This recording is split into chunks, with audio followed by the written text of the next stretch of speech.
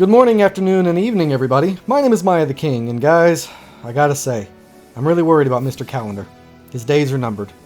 Anyway, today we're taking a look at a game just released on Steam called Starship Troopers Extermination, developed by Offworld Industries and published by Offworld Industries, released in early access and selling for $25 American. Now, I've been super excited for this game, and if you're wondering why this video is a bit late today, well, the Steam store page kind of let me down. It said that it would release around 6 p.m. my time, and it released several hours earlier, with which I was taking my daughter to a doctor's appointment, so I missed the initial release. But I'm still here, and hopefully still relevant. So, basically, in this game, you play as a random no-name trooper sent to some random hellhole filled with bugs, and the only good bug is a dead bug. Time to kill them all. And that's pretty much it. Now, as always, let's go into the good and the bad, followed by my final thoughts. Up first for the positives is the sound and the music. It's got some partial voice acting, which sounds appropriate. It's got some decent enough music, nothing to write home about, but nothing too bad either. But where this game really shines is its sound effects. The sounds from the bug sounds, they sound perfectly accurate to what we all know and love. The sound effects of the guns, the ships, the explosions, it all sounds exactly how you want it to, and it's awesome. Sitting there, firing away with your weapon is just so pleasant on the ears that I can't talk about it enough. I just loved firing my gun into a random blob of bugs. Next up is the gameplay. Now, unlike what I was expecting, this game is scenario-based, which is pretty good. It's a pretty good idea. It's mostly the same thing over and over. Go here, secure this, build a base, and then defend it from a horde of bugs.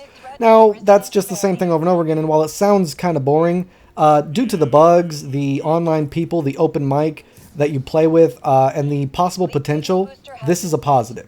So, in this game, you can choose between one of 3 different loadouts. The Hunter, Assault Infantry, and these guys are basically like shock infantry. They move fast, they have jetpacks, they carry explosives, and they have other ways to just wreck the bug's day in a hurry, all while doing it quickly and efficiently. Then you've got the Operator. These are support infantry. They resupply with ammo, heal friendly units, etc. The heart of any good infantry platoon is its support structure. And then you've got my favorite, the Bastion, or the Heavy Infantry. These guys are meant to hold down the fort. With heavy armor protection and a siege mode that gives them added weapon stability and increased protection, makes them the backbone of every platoon, as these guys are the guys standing in the front lines, making sure that those bugs don't get to you.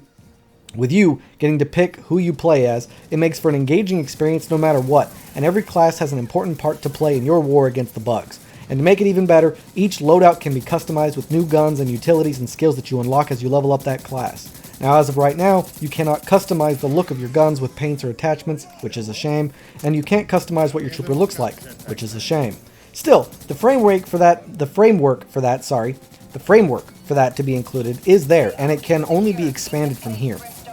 Along with all that I just mentioned, those bugs are bullet sponges, but here you would expect that, so it makes it feel more realistic and thematic to the lore. And every player can build structures for defenses or whatever, although only in dedicated zones. Everyone shares everything, and everyone is forced to work together. Never go out alone, and make sure if a fellow soldier goes down that you rush back into the fire to save them, because they're going to do the same for you. Everything about the gameplay is meant to be engaging, fun, addictive, and overall it's just a blast to play. I certainly wasn't disappointed with the gameplay in the slightest. The ability to build bases and then have to defend them from these hordes of bugs was very interesting and a very cool mechanic that I was happy to see here and was completely unexpected for me. Next up on the positives is the tutorial. It's pretty brief. It's simple, yet tells you all you need to know in an orderly fashion. I'm not too sure it's needed, as the game is pretty self-explanatory, but it is still very much appreciated. The next positive is going to be a bit tricky, because I don't really know how to describe it. I guess it's the overall look and feel of the game. Now, at times, the graphics are varied, to say the least. At times, things look good, like the guns, the bases, the bugs. They look great. But, I don't know, maybe it's just me, but the terrain looked a little bit off. But the feel of the game, like, if you could grab it with your bare hands, that feels great. As you're playing, everything works smooth, everything feels right, and it's exactly where you'd expect to be in terms of user interface, keyboard shortcuts, navigation, tooltip pop-ups, and I could keep going, but I won't, because I need to move on. And that's all I got for the positives. Next up is the negatives, and I know it's early access, but that excuse only gets you so far. However, because it's early access, keep in mind that some of these negatives might be fixed soon. And it's really hard for small channels like mine to get noticed, but you could help out. All you got to do is share this video, give a shout out, leave a comment, and subscribe, and it helps a heck of a lot more than you might think. So please, help me out, would you? Thank you. Now then, on to the negatives. The very first negative for me was that price. Knowing a little bit about this game, I wasn't sure if $25 would be appropriate. Maybe $20. Now, I know it's Starship Troopers and it's awesome, but come on, it's early access, which means buggy and incomplete, which means other stability issues. It means possible dead online capabilities, and I could keep going. But as of right now, at this moment, I don't think it's worth 25. Maybe 20, maybe. And that's because, as of right now, it really only has the one mode. Go out, capture these points, build a base, and then defend it, rinse and repeat, with minor variations here and there.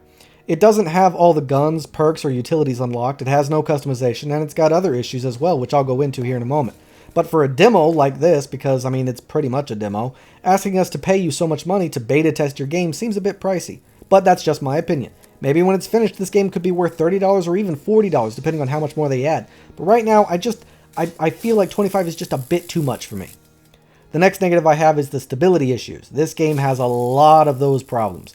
From lag and connection spikes, to frame rate dropping, to hit detection. Hell, it even has a problem where my gun just ignores my click to fire. I was standing on a wall, smashing my click button, trying to get that damn gun to fire, but it just wasn't doing it. I had to switch guns to get it fixed, but it was a bug that continued to rear its ugly head as I played. It never went away. And no, it's not my mouse. My mouse is fairly new and has worked on several other games, and I've been using it all day to play other games, so I know it's the game and not my mouse. For a game like this, where either you shoot or you die, it's not okay, and this needs to be fixed immediately. Along with that, it's lacking in a lot of other options, such as a resolution change, adding subtitles, changing your aim from toggle or hold. Other such settings like that are either not included, missing, or if they're there, I have no idea where they are. And that's kind of frustrating. I don't want to have to click to toggle my aim. I want to click to hold for my aim. And I'd like to be able to see the subtitles so I can see what the partial voice acting people are actually saying when there's stuff going on. You know, and I'd like to be able to change my resolution if I need to. These are just minor issues that shouldn't be issues in any game, let alone a game like this. The next negative I have is a very simple one. The game isn't complete, and I wish that it was. I want more modes. I want customization of both guns and trooper armor. And I want more variation on missions. Give us missions where we're scouting out bug tunnels, or a cleanup after a bombing and we have to clear bug holes. Give us a mission where we have to rescue other players or NPCs from incoming bugs, or we have to rescue a VIP from a crashed battleship. Just give us more scenarios. Now, it's possible that there are more, but in my hour and a half of playing, I ran into the same one over and over again. Now, that's either bad randomization, which is a negative, or it's a lack of scenarios, which is a negative. So either way, it's a negative. Just give us more, either better randomization or more scenarios. You know, and make them longer, too, because each match seems really short to me. And maybe give us heavy guns, you know, that we can operate instead of the automated ones, you know, like a turret on the wall that we can man ourselves, because that's not currently there right now. Instead, you have these towers that are automated guns that fire for you. But where's the fun in that? You know, give us flamethrowers. I don't know if those are in there, but I didn't see them anywhere, so give us flamethrowers. You know, just give me more. I want more. And that's about all I got to say negatively about the game, honestly. So, my final thoughts. I think the game is pretty barren right now. It's missing a lot, it's got some serious stability issues, and overall it's kind of repetitive. And I love it. I was having so much fun being a trooper on the ground fighting these bugs like this. I mean, you land in a shuttle, you get off, you do your mission, then you gotta get extracted on a shuttle. I mean, I love it. Which, that does remind me, there's another issue, which was more variations of the maps. I mean, they kind of look different, but when it's time to defend, you get the same basic defensive position each time, which is kind of boring. Also, there's no mini-map. There's no real way to identify your squad mates from the other squads that are a part of your platoon. There's no way of locating where they are. It's kind of hard to see things when there's action going on everywhere, so you're always scrambling around trying to find out where the next objective is, or where the exfil point is. You know, stuff like that. These are just minor things, but things that could be easily fixed and things that should be easily fixed. But yeah, I don't know how long I can play this until it gets so boring that I can't play, because it's so repetitive right now. I mean, they need to add more content fast.